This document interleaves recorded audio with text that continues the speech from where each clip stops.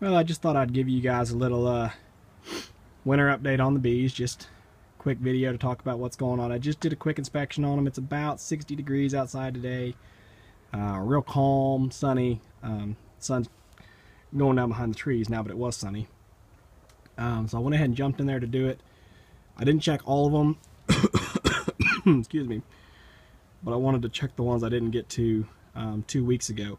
Some of the things that I found, first off, every hive that I checked looked really good, and actually only this nuke right up front here, that's the only one that I didn't see any cat brood or eggs in. All the rest of them that I popped into actually all had cat brood, and some of them had quite a bit. The one back here on the furthest row, that's right there on my finger, that one had a lot. It had 2 or 3 frames full of cat brood, and as long as they're finding the pollen to support that, I'm okay with that. I really like that down here because, you know, colder northern climates, the bees laid off months ago and stopped working, and they're just holed up, just huddling their way through the winter. And man, if I can get to where I'm breeding bees down here that are working all winter long and raising brood all winter long and growing all winter long, then my only hold up is that I don't have drones to make queens. And you know, what I'm looking at doing now is just pushing these colonies to get their population as much as I can over the winter, you know, helping them build up over the winter instead of going idle over the winter, actually building their population so that come springtime, just as soon as I can start grafting and mating queens, I'll be able to start making splits. So maybe I'll actually get a little jump on the game, so to speak. Like I said, the condition of the bees looked really good. The only other thing that I ran into that I wanted to warn you guys about was on one of my top feeders. I had this one here. The bees didn't use all the sugar water, and that's from this hive back here. I've put a new feeder on it now, a clean one. It still had about a gallon of sugar water in it that had gone rancid, and there was also a dead lizard in there that had crawled in there and drowned. But they filled that white medium is completely full of sugar water honey, and the deep below it is empty. And so I've been trying to feed them, trying to get them to fill out that deep with comb, just build comb.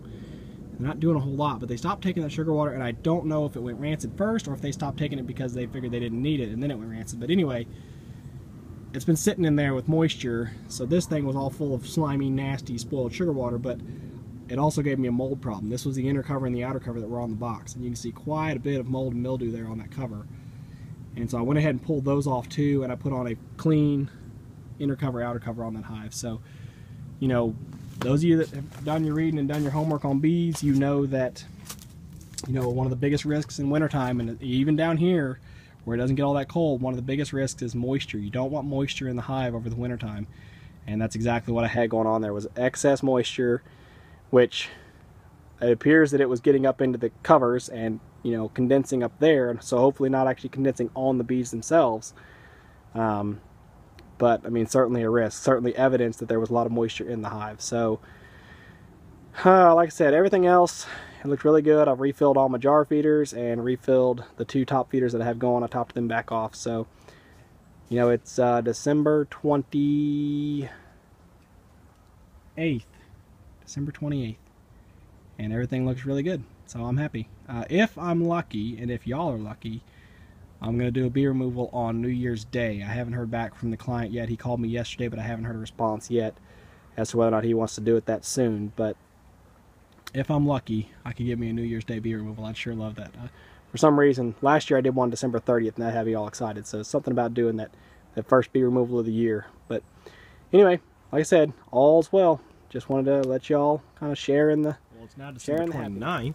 It's 10:45 in the morning, and it is only 46 degrees outside today.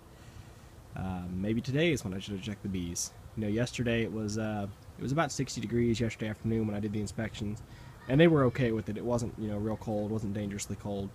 But this is just what's interesting, is that even though it's pretty chilly out this morning at 46 degrees, the sun shining on the hives has the bees active, and they don't mind the cold. They're out here flying around just like it's a 85, 90 degree day. You can see there's a whole bunch of them robbing out that honeycomb there on the bottom of that feeder. They're really busy on the entrance of that hive over there. Back there on top of that tall nook. Back over here, they're robbing out a bunch of little bits of comb I pulled out yesterday. But just all around really busy. It really makes me happy to see them this active, this busy.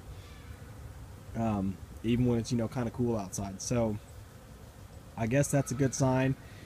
Some might argue that that is a problem, because this is exactly what you can run into with down here with the warmer winters, and even up north if you have an abnormal warm spell in the wintertime, is that the bees might think it's springtime and the queens could start building up, you know, basically ahead of schedule, because they think it's time to start ramping up production because the weather's warmed up. So you really got to watch them down here.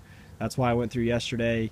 I'm trying to go through at least once a month and just check the feeders, check the strength of every hive, and make sure they're doing okay, and that they're not running out of food because they're artificially building up too quickly. So anyway, I just want to attack this a little bit on the end.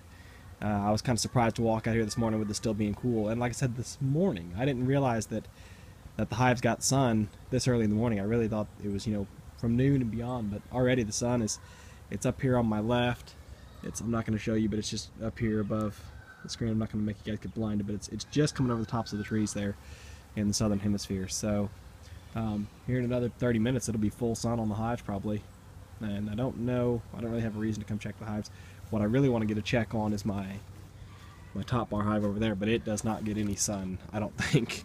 I think it had a little bit on it yesterday afternoon, so maybe I'll try to hit it this afternoon if there's some sun shining in through the leaves, but for the most part it just stays covered up. So anyway, like I said, just want to share with you guys that even when it's cool out, the bees are still flying sometimes.